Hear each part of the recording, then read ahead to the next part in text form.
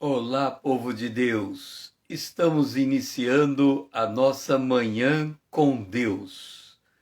Uma hora na presença de Deus, fazendo a jornada do tabernáculo de Moisés.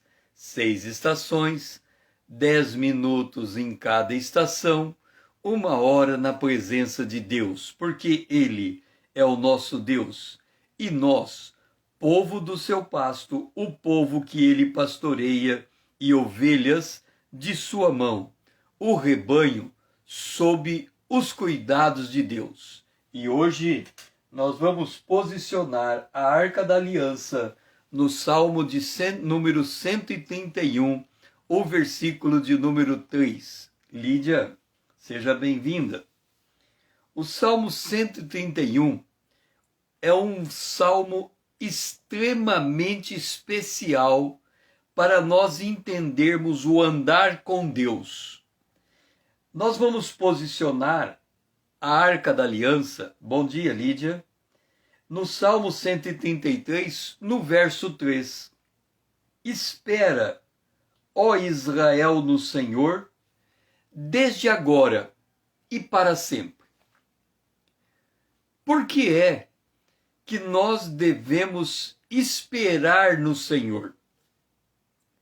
Por que as coisas não acontecem no nosso tempo? Por que demanda esta espera no Senhor? Esta espera no Senhor, o profeta disse: os que esperam no Senhor renovarão as suas forças, caminharão e não se cansarão, correrão e não se afadigarão. Veja bem, os que esperam no Senhor renovarão as suas forças, caminharão, esperar e caminhar, esperar e correr, caminharão e correrão. Quando a gente enxerga ou ouve a palavra esperar, a impressão que temos é que nós vamos sentar, cruzar os braços e aguardar algo acontecer. Mas não é assim que funciona o esperar. O esperar diz que algo está vindo a partir do futuro até nós. Algo está sendo preparado no futuro. Imagina você, o futuro lá adiante. Você está aqui e o futuro está diante de você, por óbvio. Mas qual é esse futuro? Esse futuro é um ponto temporal lá na frente. Se ele é um ponto temporal lá na frente, e eu estou aqui indo em direção a ele, você concorda comigo que para eu ir em direção ao futuro, eu tenho que dormir, acordar, trabalhar, comer, deitar, dormir, acordar, trabalhar, comer, acordar. Quer dizer, o futuro está lá na frente e eu estou indo em direção a ele. Se eu estou indo em direção ao meu futuro, eu estou praticando atividades próprias do futuro, ou próprias que me levam ao futuro. As básicas: dormir, comer, trabalhar. Óbvio que esta jornada que eu estou caminhando, ela é uma jornada temporária. Por quê? Porque ela não me coloca no meu objetivo final. O meu objetivo final é para onde Deus está me levando. Então, por isso que eu espero andando, eu espero caminhando. Por quê? Porque eu estou enxergando algo. Paulo diz: esquecendo as coisas que para trás ficam, avanço para aquelas que estão adiante de mim e prossigo para o alvo. Quais são os alvos que nós temos que extrapolam a vida terrena. Por exemplo, o corpo glorificado. Eu espero ter um corpo glorificado, o corpo que me qualifica a viver uma eternidade. Então, enquanto eu estou andando nesse corpo corruptível, eu tenho a plena convicção de que eu vou receber um corpo qualificado para a vida eterna. Então, o que eu estou fazendo? Eu estou esperando o corpo glorificado. Isso gera um contraste. Se eu espero um corpo glorificado, o meu corpo presente é um corpo corruptível. Se eu espero um corpo incorruptível, em contraste, o meu corpo é corruptível. Se o meu corpo é corruptível, o meu corpo tende a entrar em falência. Ele tende a envelhecer. Ele tende a perder força, a perder energia. Então, eu estou andando, olhando para a minha condição e esperando por algo melhor. É por isso que os que esperam no Senhor andam, os que esperam no Senhor correm. Os que esperam no Senhor, eles enxergam na sua vida um significado, um propósito. Ele está andando em direção a um propósito que vai se realizar no tempo de Deus. Aqui diz assim, desde agora, eu espero desde agora, mas eu espero para sempre. E aqui nós temos que entender uma coisa. Se a eternidade é para sempre, por que o esperar em Deus também é para sempre? É porque, mesmo quando eu adquirir o meu corpo glorificado, eu estou apenas iniciando a eternidade. Eu estou apenas iniciando o meu conhecimento de Deus. Imagina, Deus é todo onipotente, todo onipresente e todo onisciente. Vamos pegar o onisciente. Ele tem todo o conhecimento. Quando eu entrar na eternidade, eu não vou entrar com todo o conhecimento. Eu vou entrar com o conhecimento que eu adquiri aqui na terra, com o meu corpo glorificado. Essa será a base da minha caminhada. E aí eu vou aprender de Deus a cada dia que eu avanço no tempo da eternidade. Isso significa que o ato de esperar em Deus é um ato eterno. Por quê? Porque eu nunca vou conseguir chegar à totalidade de Deus. E o meu propósito, e o meu marco, e o meu objetivo é alcançar o pleno conhecimento de Deus. Então, tudo que eu faço na terra, ela me ajuda a entender ou conhecer mais e mais profundo e melhor o Deus a quem eu sirvo. O Deus que é o meu Pai. O Deus que é o meu Senhor. O Deus que é o meu guia e o Deus que me orienta. O Deus que me ensina e o Deus que me consola. O Deus que me conforta e o Deus que me faz descansar. Então, esperar em Deus é um ato consciente. Esperar em Deus é um ato consciente de que nós somos incompletos e buscamos a perfeição, buscamos a completitude, buscamos a plena realização dos nossos ideais. Então, esperar em Deus é um ato vigoroso de viver, de avançar, de prosperar, de buscar a excelência, porque é um ato consciente de que eu me relaciono com o eterno a partir dos meus limites, a partir das minhas deficiências, a partir das minhas necessidades, a partir do meu conhecimento, a partir da minha vida. Então, esperar em Deus é o mesmo que andar com Deus. É o mesmo que conhecer a Deus. Pai, nos ajuda a andar com Deus, esperando em Deus. Esperando no sentido de saber que há sempre mais do que aquilo que somos, mas que o Senhor está nos conduzindo para alcançar esse propósito. como, por exemplo, ter o corpo glorificado, esperar o toque da trombeta, saber que não é aqui o nosso lugar de destino, mas que há algo mais elevado para nós. Nos ajuda, Senhor, a andar e correr nesta esperança da glória de Deus, e que isso molde o nosso destino. Essa é a nossa oração, em nome de Jesus, o teu Filho amado, a quem nós amamos. Amém. Agora, o verso, e aqui eu quero que você preste bem atenção nesse salmo.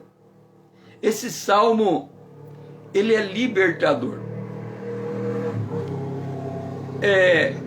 Quem teve filho, principalmente as mães que tiveram filhos, elas vão compreender bem esse salmo. Mas quem consegue se imaginar como um bebê no colo de uma mãe, também vai compreender esse salmo. Ele diz assim, Salmo 131, o verso 1 e o verso 2.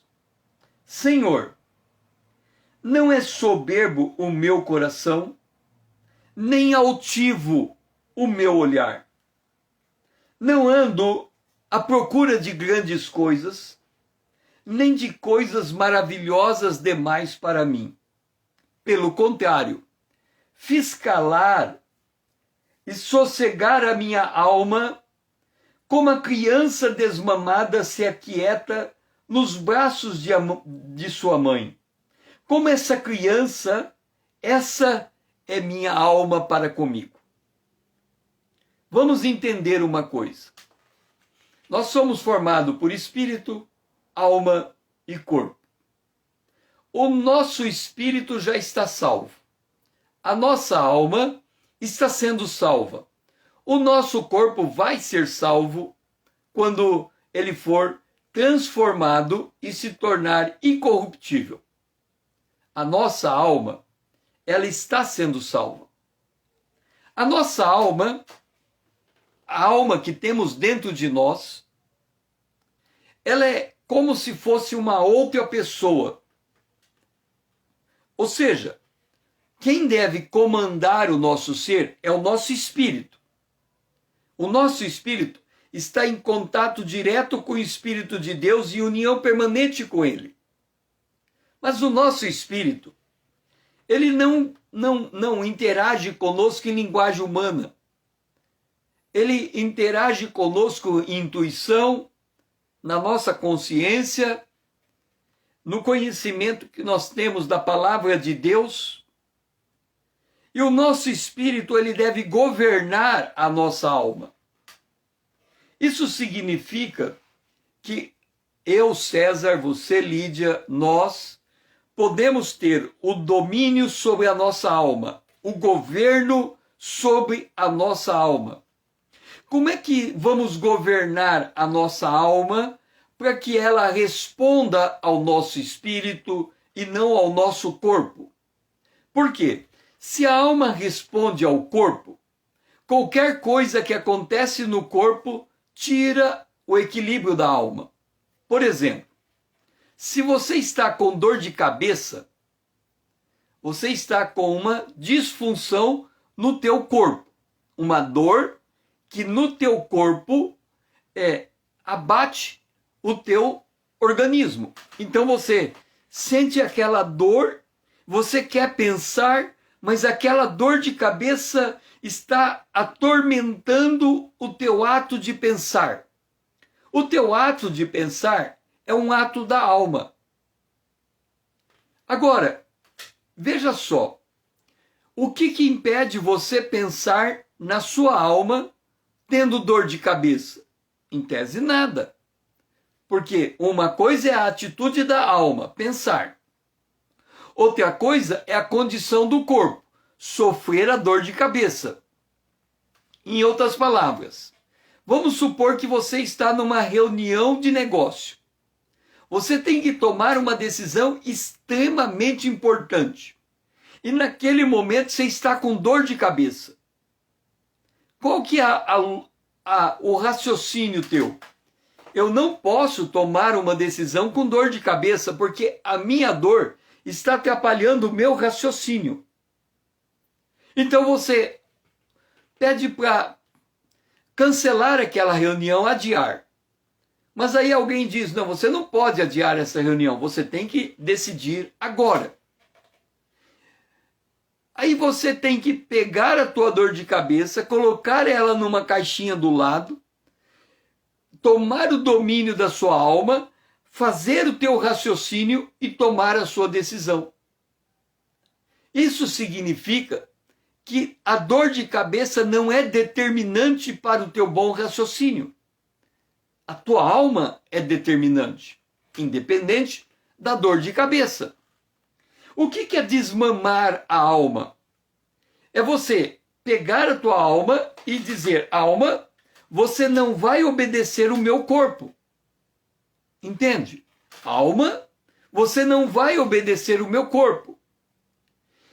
Eu tenho dito, eu já escrevi a respeito disso, a mulher, ela tem a cada 30 dias, aqueles dias. E quando ela entra naqueles dias, ela entra com alteração no corpo, alteração hormonal. Quando ela entra naquela alteração hormonal, ela tem dores. Ela tem perda de uma série de componentes do seu corpo que afeta o seu estado de espírito. Por exemplo, naqueles dias, a mulher tende a ficar mais indisposta, por óbvio. E essa indisposição pode se traduzir no mau humor, em tratar mal as pessoas naqueles dias. Esta disfunção do corpo faz uma mudança comportamental. E esta mudança comportamental faz com que a mulher, que todo dia, antes daqueles dias, era uma mulher agradável de se conversar, naqueles dias ela se torna uma mulher irritável e difícil de tratar. Agora, ela pode aceitar isso, mas ela pode dizer o seguinte, a condição do meu corpo não determina o meu estado de humor. Isso é desmamar. Isso é dizer, olha, o meu corpo, eu sei que o meu corpo está nessa condição por causa dos meus hormônios, mas o meu estado de humor não está atrelado aos meus hormônios. Eu não vou mudar o meu comportamento porque o meu corpo está numa outra vibe. Isso é desmamar. Isso é uma coisa muito difícil, porque a gente entende a alma tão atrelada ao corpo que não consegue imaginar a alma livre no espírito. Porque a gente sempre associou o corpo, o comportamento do corpo ao comportamento da alma. E o salmista vem e diz assim, eu fiz calar a minha alma qual criança nos braços de uma mãe, uma criança que está desmamada. É como se ele dissesse, minha alma, você não vai se comportar do jeito que você quer, porque o corpo mudou. É como se a criança chora e ela quer o seio para mamar, mas ela não tem mais o direito de mamar no seio, agora é uma mamadeira. Ou seja, ela não está mais naquela dependência que estava antes da sua mãe. Ela está começando a dar os seus primeiros passos em busca da sua própria independência. E a mesma coisa nós vamos fazer com a alma. Nós vamos pegar a nossa alma e dizer, alma, aquieta-te, espera em Deus. Não se deixe levar pelo desespero do momento. Não se deixe agoniar. Espera. É uma conversa que eu faço com minha alma. Pai, me ajuda, Senhor, a entender a minha alma como alguém que pode ser tratado como uma criança é tratada em relação à sua mãe. Há um momento em que é correto dizer que a minha alma está absolutamente vinculada às alterações do meu corpo. Mas à medida que eu vou chegando à maturidade, eu tenho que perceber, Senhor, que minha alma se desconecta com o meu corpo e que ela pode tomar uma atitude diferente do sentimento que está no meu corpo. Que eu consiga ter esse discernimento, Senhor, e que nesse discernimento eu aprenda a fazer a minha alma esperar em Deus. Esperar passar esse dia difícil, essa noite difícil. Me ajuda, Senhor, a discernir a minha alma como distinta do meu corpo, distinta do meu espírito, para que eu possa ensiná-la a ser madura. É a minha oração, em nome de Jesus, o teu Filho amado, a quem nós amamos. Amém. Desligou aqui? Deixe-me ver. O nosso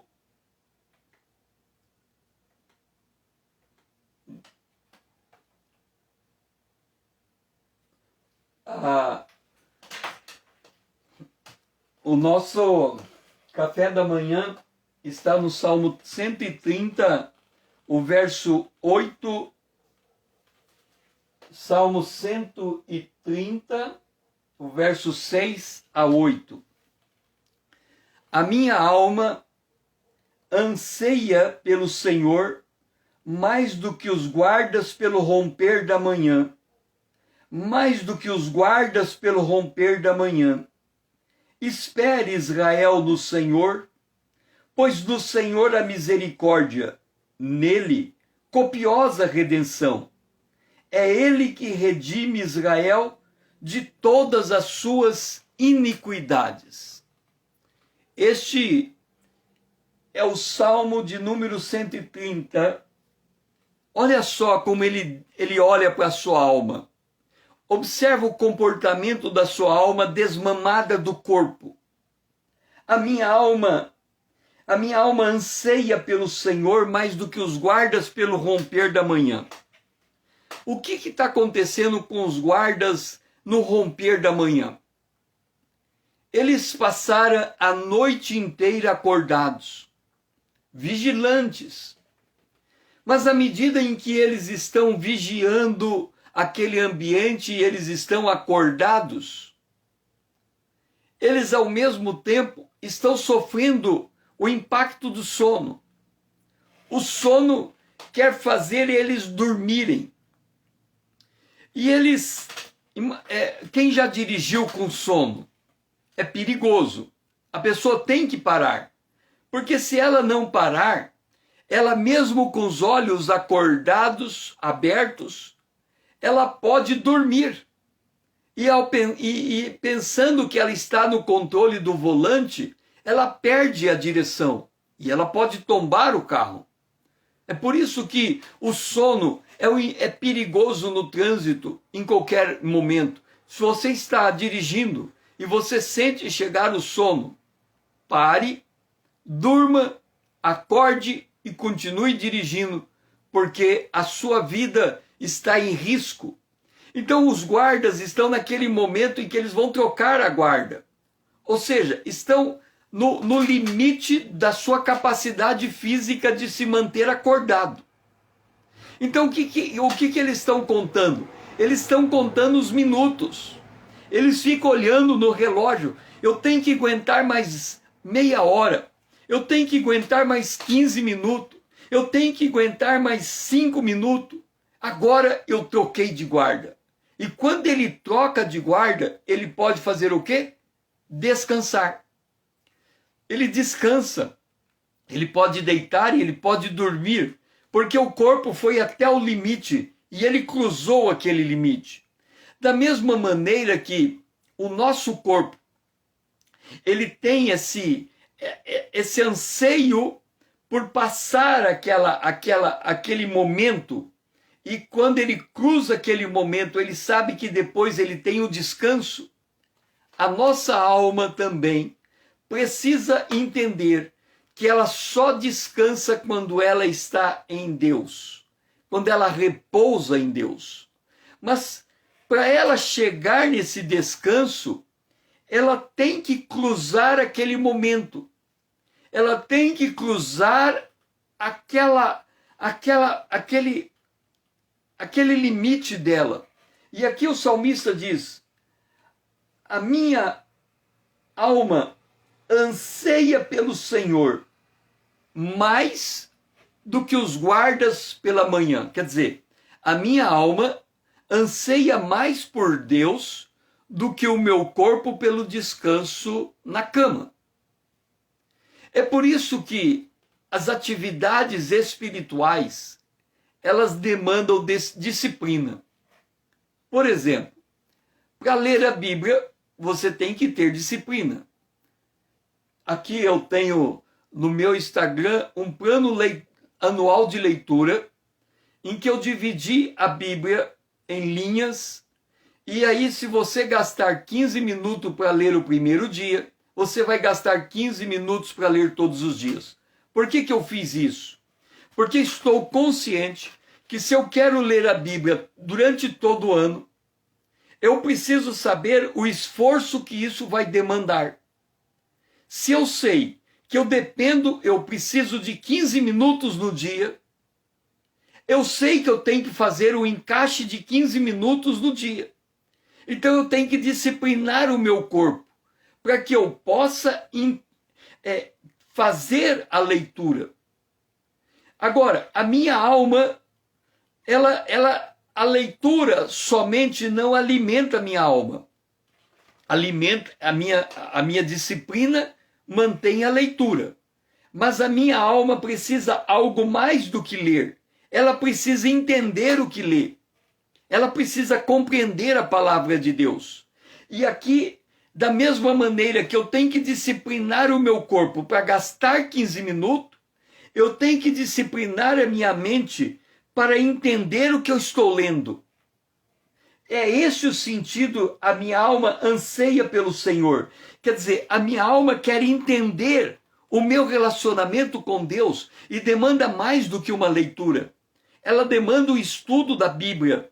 Ela demanda entender o Antigo e o Novo Testamento, entender a doutrina da salvação. Ela demanda de teologia, ela demanda de conteúdo substancioso. Então, por que muitas almas não conseguem encontrar o descanso de Deus? Porque ela não consegue entender Deus. Então, quando ele diz, a minha alma espera no Senhor, ela espera o quê? Ela espera no Senhor porque nele há copiosa redenção. Ela consegue enxergar o trabalhar de Deus. Ela consegue enxergar, quando nós fizemos aqui os acampamentos de Israel, e quando nós passamos por Mara, e falamos que Mara é o acampamento da cura interior, a alma precisa ser curada das suas feridas, das suas dores. Para ela encontrar o descanso, ela precisa encontrar essa copiosa redenção, essa redenção que toca ela, que impacta ela, que faz ela ter prazer na lei do Senhor, que faz ela encontrar, que faz ela trocar a sua melhor programação no seu corpo pela sua melhor programação no seu espírito. Por exemplo, você tem a oportunidade de ir na Disneylândia. E você tem a oportunidade no mesmo dia de ir no congresso cristão. O teu corpo vai querer ir para a Disneylândia. A tua alma vai querer ir para o congresso cristão. Mas o que é o corpo na Disneylândia? Ele vai passar, por exemplo, no trem fantasma. E ele vai sentir aquela emoção daquelas coisas que lhe assustam. E a alma, num congresso? Ela vai sentar numa cadeira dura. O corpo vai estar sentado numa cadeira dura, numa posição incômoda, por 8 horas no dia. O corpo não vai ter nenhuma atividade que lhe agrade. Mas a alma vai ter um alimento que ela não poderia se o corpo não estivesse sob disciplina. Pai, me ajuda a entender que para minha alma ser desmamada e adquirir prazer na lei do Senhor, o meu corpo tem que estar em disciplina. Não há como, Senhor, eu aprender de ti, sem colocar o meu corpo em disciplina. Por isso, a minha alma tem que desmamar do meu corpo. O meu corpo tem que estar submetido ao governo da minha alma. O meu corpo não pode fazer aquilo que ele quer, Senhor, se eu quero que a minha alma aprenda de ti. Então me ajuda, Senhor, a aprender a exercer disciplina na minha alma, para que em tempo algum o meu corpo possa ditar o meu crescimento espiritual. Esta é minha oração, em nome de Jesus, o teu Filho amado a quem nós amamos. Amém. E agora nós vamos colocar mais luz sobre isso, que está no Salmo 130, do versículo 3 ao versículo 5. Se observares, Senhor, iniquidades, quem, Senhor, subsistirá? Contigo, porém, está o perdão para que te tema. Aguardo o Senhor, a minha alma o aguarda. Eu espero na sua palavra. Deixe-me dizer uma coisa para você. Eu quero que você preste atenção nisso. Gálatas, capítulo 1. Gálatas, capítulo 1. Lembra que nós estamos aqui para aprendermos a andar com Deus. A dinâmica de andar com Deus envolve um alvo lá na frente, a minha posição atual e um avançar dentro do tempo. Portanto, andar com Deus envolve a interação de Deus com minha vida, com o meu dia a dia. Andar com Deus envolve a nossa existência no dia de hoje. A Bíblia diz, o salmista declarou, que hoje foi um dia que Deus fez. Por isso nós estamos alegres. Esse dia Deus preparou para nós e ele é uma caixa de surpresa. Nós de antemão não sabemos o que nos aguarda nesse dia. Na verdade, sabemos. Em que sentido nós sabemos o que nos aguarda nesse dia? Por exemplo, no meu caso, eu trabalho em uma empresa de informática. Eu estou trabalhando em home office. A empresa tem um horário de trabalho e eu tenho que me conectar com ela nesse horário. Então, quando dá 8 horas em ponto, eu me conecto com esta empresa. Eu continuo conectado com ela até as 12 horas. Às 12 horas é o meu horário de almoço, que se estende até as 13h30. Às 13h30 eu me conecto de novo com a empresa e permaneço até as 17h30. Às 17h30 eu me desconecto e agora eu estou dentro da minha casa, já estou porque é home office, mas eu posso me envolver com as atividades da casa. Eu não me envolvo com as atividades da empresa. Então o meu dia já está programado. Eu tenho uma parte do dia que eu vou dedicar ao trabalho com a empresa e outra parte do dia que eu vou dedicar às minhas coisas pessoais. Ok, então eu já sei o que espera esse dia. Mas o que eu não sei acerca desse dia? Esse dia que eu sei o que eu vou fazer, eu preciso interagir com as pessoas. E essa interação com as pessoas, ela demanda algo do meu corpo, ela demanda algo da minha alma, ela demanda uma atitude minha. Agora vamos ver o que Jesus espera de nós nesse dia. Gálatas capítulo 1, o versículo 4. Primeiro vamos o 3. Graça a vós outros e paz, da parte de Deus nosso Pai e do Senhor Jesus Cristo. Então, existe paz entre eu e Deus e entre eu e Jesus. Existe paz. Eu estou me relacionando com Ele. Quer dizer, nesse mesmo dia, às 8 horas, eu vou me plugar na empresa que eu trabalho nessa mesma empresa que eu estou plugado, eu também estou plugado em Jesus Cristo. De Jesus Cristo eu tenho paz, quer dizer, não existe nada que impede o meu relacionamento com Ele. Mas eu tenho um relacionamento com a empresa com que eu estou na qual eu estou trabalhando. Agora veja, Jesus, em que eu tenho paz com Ele, Ele se entregou a si mesmo pelos nossos pecados. Por óbvio, Ele é o Cordeiro de Deus que tira o pecado do mundo.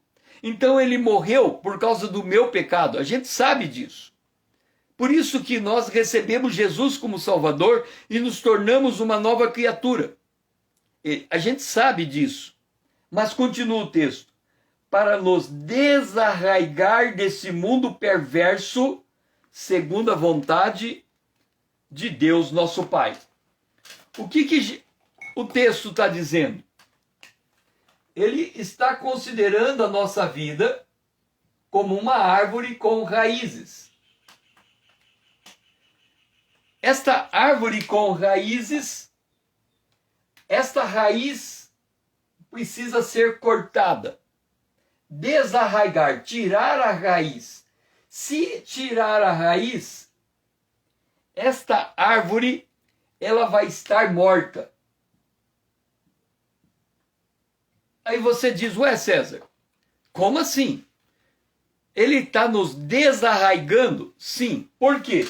Porque essa raiz, ela está colocada no mundo.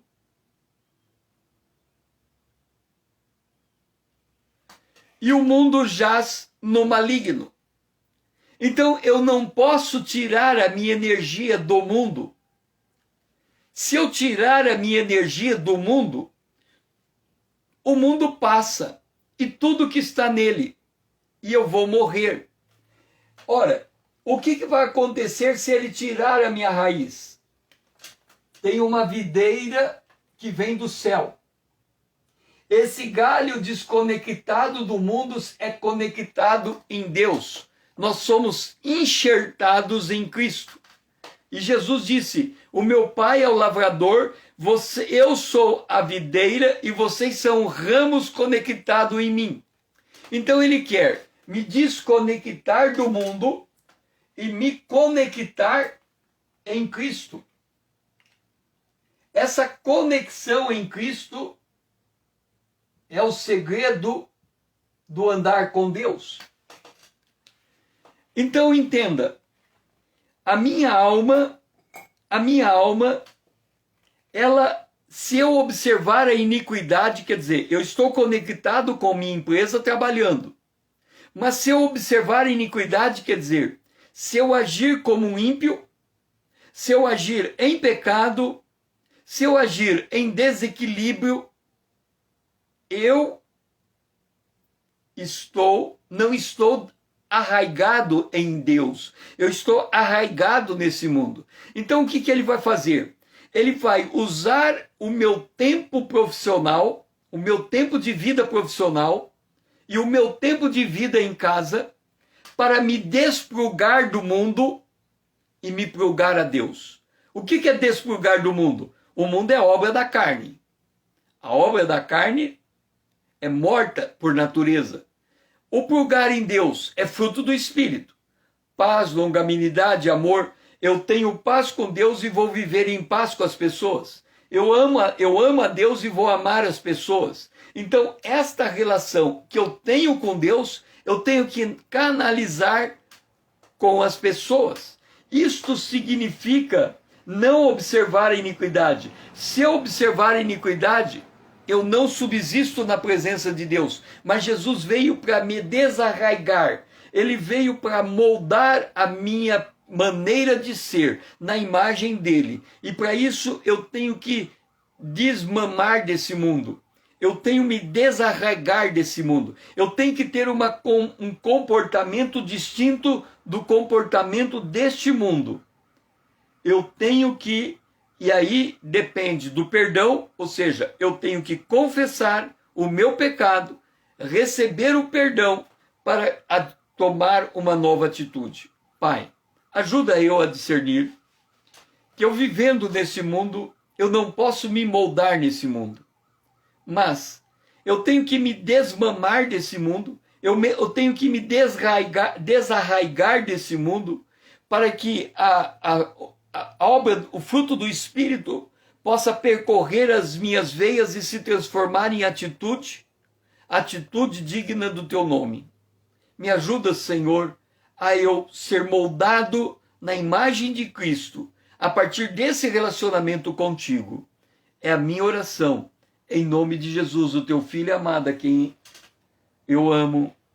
Amém. Vamos agora para o Salmo 131, o versículo 2. Escuta, Senhor, a minha voz, esteja alertas os teus ouvidos, a minha súplica.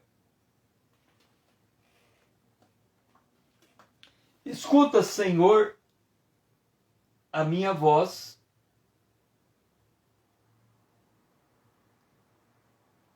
o Salmo 131, verso 1. Senhor, não é soberbo o meu coração.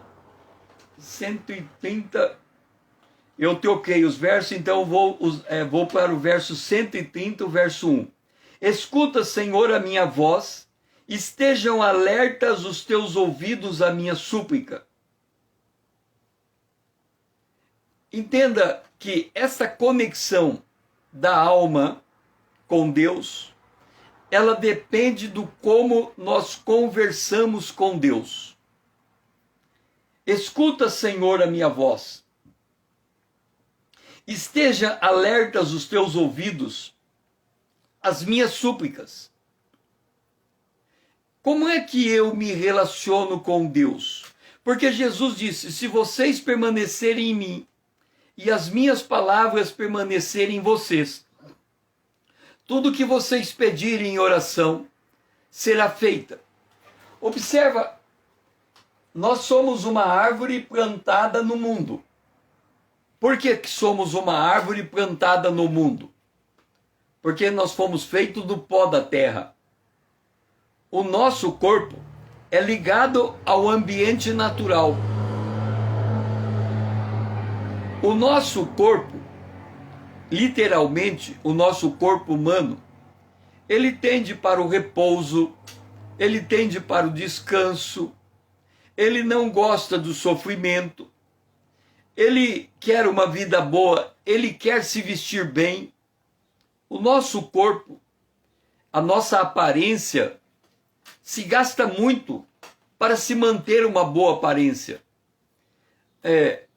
O homem, por exemplo, quando ele vai num ambiente de trabalho, muitas vezes o tipo de calçado que ele utiliza, o tipo de camisa, o tipo de calça, já dá a ele uma impressão de aceitabilidade ou de desprezo.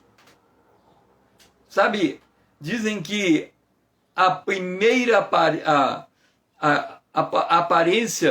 a primeira impressão é que conta, que a pessoa enxerga vê uma outra pessoa que ela nunca viu antes. E ela tem uma impressão daquela pessoa.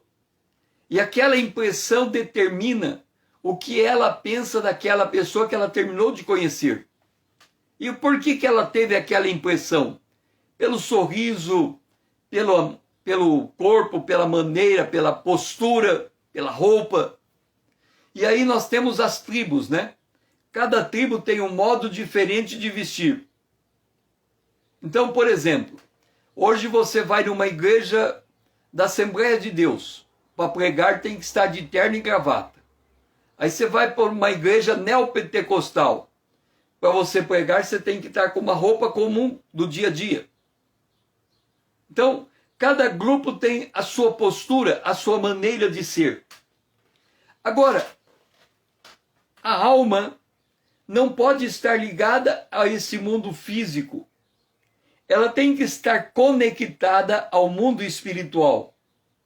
E como é que ela se conecta ao mundo espiritual? Quando ela aprende a falar com Deus. Escuta, Senhor, a minha voz. Quando ela aprende que há um Deus e que ele é galardoador daqueles que buscam a Deus. Então ela está aprendendo a conversar com Deus, está aprendendo a esperar em Deus, está aprendendo a caminhar com Deus, está aprendendo a ter um relacionamento íntimo com Deus. Só que Deus é invisível. Ela para de olhar para o seu corpo para olhar para o seu espírito. É uma mudança de postura. Quando ela faz essa mudança de postura, o seu corpo tem que entrar em disciplina. Por quê? Porque se ela atender o gosto do seu corpo, ela se volta para o mundo físico. Então, por exemplo, o ouvido. O que é mais fácil um indivíduo fazer? Ficar 2h30 no cinema vendo e ouvindo um filme, ou ficar 2h30 no ambiente de culto vendo e ouvindo uma pregação e participando de um louvor? Por certo que a alma, o corpo prefere o cinema. A alma deve preferir o culto. Então temos um conflito. O corpo quer ir ao cinema, a alma quer ir ao culto. Quem é que vence? Na maior parte das vezes o corpo. Na maior parte das vezes, nós nos refugiamos no cinema, no filme, na TV, no noticiário, nas coisas desse mundo. E temos dificuldade de nos voltarmos para as coisas de Deus, para o mundo espiritual. O que faz essa diferença? O modo como eu consigo falar com Deus. Se ao longo do meu dia a dia eu consigo manter a minha intimidade com Deus, eu consigo manter a minha fala com Deus, então confia no Senhor e Ele endireitará as tuas veredas. Deus vai colocando as coisas no seu lugar.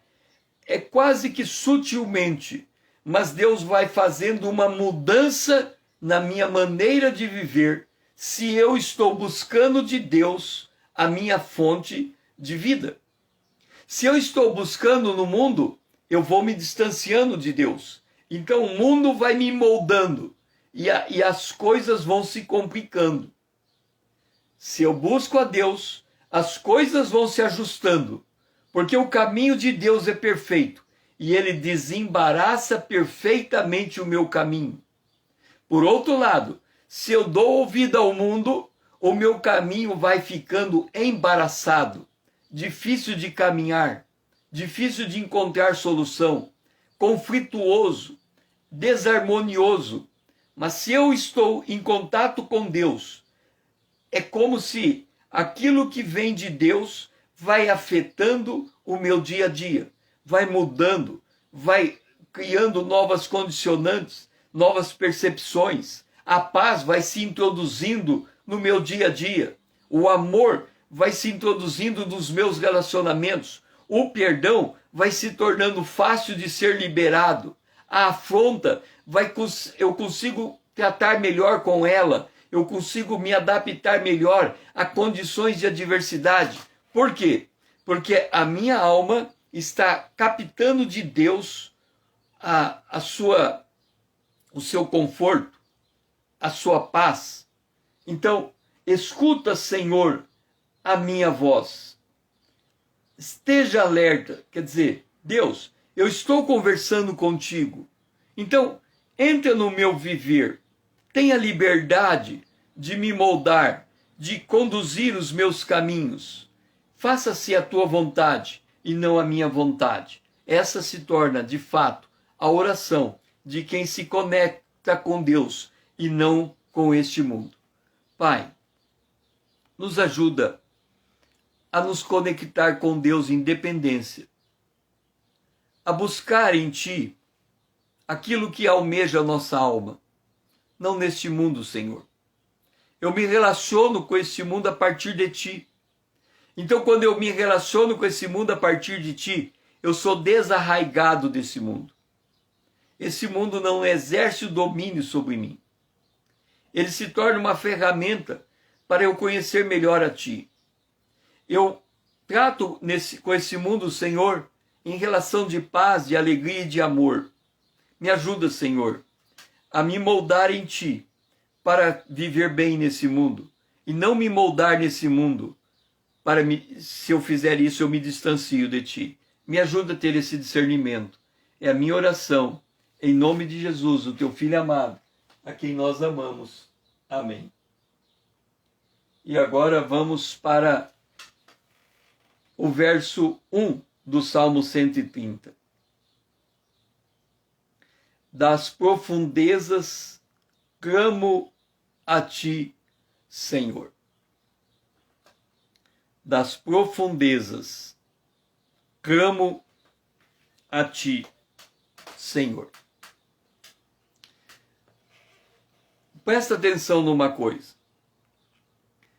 A oração do Pai Nosso é: seja feita a Tua vontade, assim no céu como é na terra. Há uma vontade de Deus, há uma vontade do homem. Quando nós falamos da vontade do homem, é uma vontade que se volta para o nosso corpo. Deixe-me dizer como é que o nosso corpo determina a nossa conduta. Lembra que andar com Deus é entrar no tempo adiante.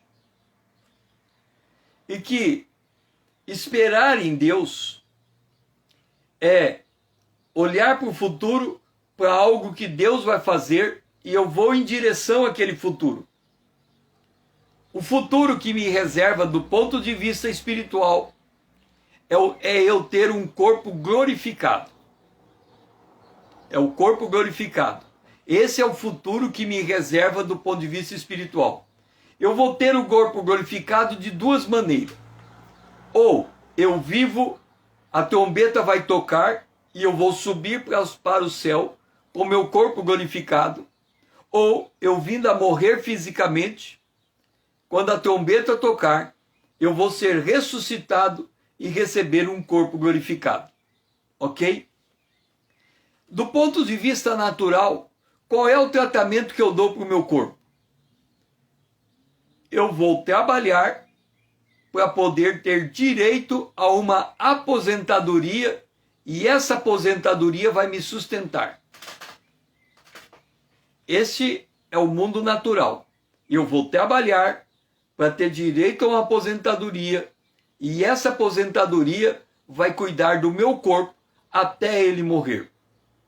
Duas vontades. A vontade de Deus, eu vou ter o corpo glorificado. A vontade do homem, eu vou ter uma aposentadoria que vai cuidar do meu corpo até o meu corpo morrer. Ok, duas vontades. Agora vamos pegar a figura de Jonas. Jonas tinha uma vontade. A vontade dele era pelo juízo de Deus sobre o império da Assíria. O império da Síria era um império ditatorial que trazia grande opressão por onde quer que passasse, inclusive sobre Israel. A Assíria foi responsável por destruir as 10 tribos de Israel, e hoje elas desapareceram da história. Então a Assíria é um império maligno. Deus diz a Jonas: vá até a Síria e prega na cidade de Nínive que eles precisam se arrepender, senão o juízo vai vir sobre eles. Avaliação de Jonas: Nínive não merece salvação. A maldade de Nínive é tão grande que ela não merece salvação. Então eu não vou obedecer a Deus, porque eu não quero ver o bem de Nínive. Eu quero ver o mal de Nínive. O mundo hoje está dividido entre direita e esquerda. A divisão está se agravando de tal maneira que quem está na esquerda não quer ver o bem da direita, e quem está na direita não quer ver o bem da esquerda. as duas entidades estão se tornando quase inimigos mortais. Aí vem Deus e diz: ame o teu inimigo. A direita tem que amar quem está na esquerda, a esquerda tem que amar quem está na direita. Aí Deus diz: vai lá, Jonas. O que Jonas faz? Eu me recuso a obedecer a Deus. Eu vou para o lado oposto. Jonas vai para o lado oposto de Nínive, para ficar distante da oportunidade de obedecer a Deus. O que Deus faz? Deus vai até aonde Jonas está, o lado oposto. Jonas está em um navio viajando em sentido oposto. Deus permite que Jonas seja atirado para dentro do mar. E Jonas é capturado por um peixe e ele vai para as profundezas do abismo. Então, vamos entender esta história. Vamos entender o que está acontecendo. A gente sabe que o mar é o nível 0. Abaixo do mar, aqui tem o mar. Abaixo do mar tem uma profundeza. Acima do mar tem uma montanha. A cidade de Nínive, no mínimo, ela está no nível do mar.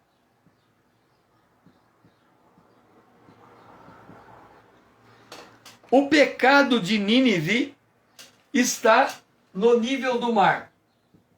Jonas desceu no profundo abismo. Ele se arrependeu.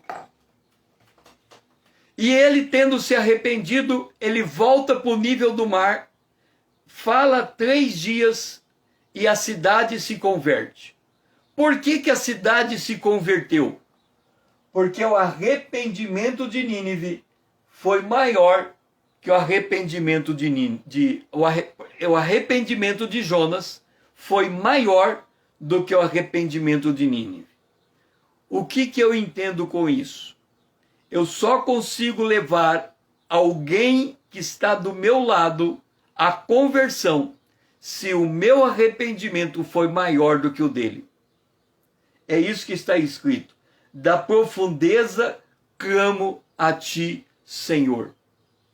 Se eu não conseguir perceber a profunda necessidade da minha alma e não descer nas profundezas da minha alma, ou seja, se eu não conhecer a natureza da minha iniquidade, eu não vou conseguir levar alguém igual a mim à conversão.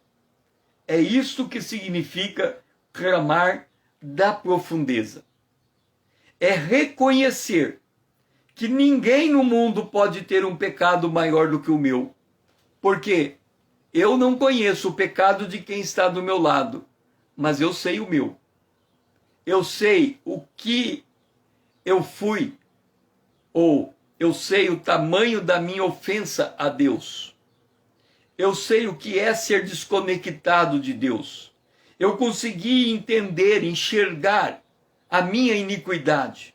E quando eu enxergo a minha iniquidade, eu chego à conclusão que ninguém pode ter uma iniquidade maior do que a minha, porque a minha eu conheço, a do outro eu não sei. A minha eu conheço. E quando eu conheço a minha, eu estou nas profundezas. Eu estou no ponto mais baixo. E ali eu clamo. E ali Deus se encontra comigo. E ali Deus me dá o alento. E ali Deus me dá copiosa redenção. E ali Deus me redime de todas as minhas iniquidades. Então, quando eu saio desse buraco e me coloco numa rocha firme, eu não sou soberbo em relação às pessoas que estão em volta de mim. Eu consigo olhar para as pessoas como quem diz: ninguém é mais pecador do que sou eu. A graça de Deus seja sobre esta vida.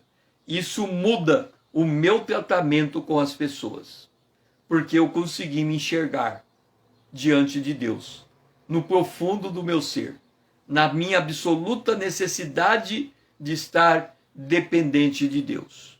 É por isso que O meu coração não é mais soberbo. O meu olhar não é mais altivo. Porque eu sei quem eu sou. E eu sei o quanto eu preciso de Deus. Então eu sei o quanto as pessoas à minha volta também precisam de Deus. E eu sei que ninguém tem pecado maior do que o meu. Então eu consigo olhar as pessoas de baixo para cima, como quem serve, e não como quem impõe. Pai, nos ajuda a ter esse tipo de visão, a enxergar a nossa iniquidade como maior do que a iniquidade do nosso irmão. Então, que a gente consiga ter aquela atitude de humildade, que sabe, Senhor, que se não é por causa do Senhor, nós não estaríamos de pé. Que o nosso clamor a Ti venha das profundezas do nosso ser. Que a gente consiga enxergar, Senhor, o quanto somos carentes de Ti. E que a nossa alma se desconecte do nosso corpo e se conecte a Ti, para encontrar estabilidade. Que o nosso clamor seja aceitável na Tua presença. E que as Tuas redenções possam curar a nossa alma ferida. E que nós, sarados, possamos, Senhor, ser graça para aqueles que estão em volta de nós. Sermos graciosos. É a nossa oração. Em nome de Jesus, o Teu Filho amado, a quem nós amamos. Amém. E assim, estamos encerrando a nossa manhã com Deus. Eu faço um pedido para você que esteve aqui junto comigo. Eu te agradeço por você estar comigo. Ajude esse ministério a crescer de duas formas. Primeiro, se você não está me seguindo nessa conta do Instagram, comece a me seguir. Segundo, esta mensagem leve para outros. Mande o aviãozinho. Grave, salve esta mensagem para que quando você encontrar alguém que precisa dela, ela esteja à mão para você indicar. Vamos fazer esse ministério crescer. Amanhã, 5 horas em ponto. Manhã com Deus. Que o Senhor seja louvado e que você seja abençoado nesse dia. É minha oração, em nome de Jesus.